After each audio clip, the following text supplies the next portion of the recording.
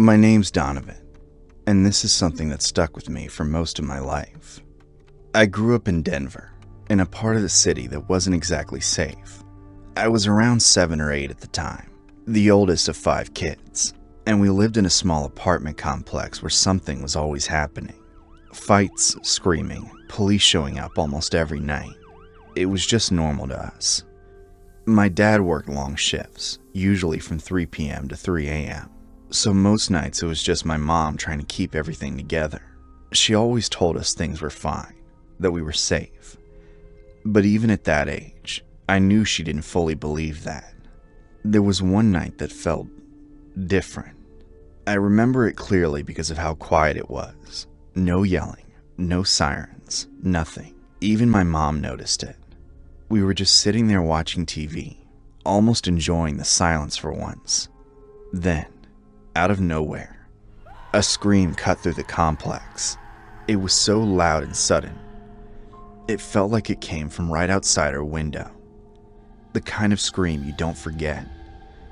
My siblings immediately started crying. I just froze.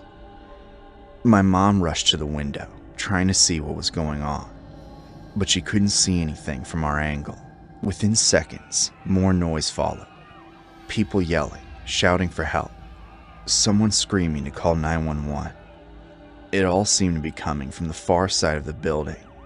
Within minutes, police, ambulances, and fire trucks flooded the area.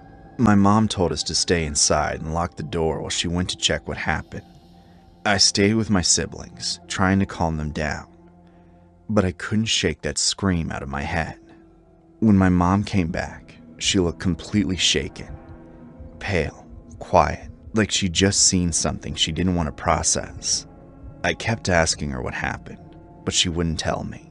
She just said it wasn't something I needed to hear, then called my dad and told him to come home immediately. When he got back, he had the same look on his face. Later, I overheard him telling my mom what he saw. A man had been pushed out of a top-floor window. There was broken glass everywhere, and his body was lying below, covered with a sheet. That scream we heard was him. For a long time after that, I couldn't get it out of my head. A few days later, we walked past the area where it happened. There was still dried blood on the ground. I remember looking up and seeing the boarded up window above.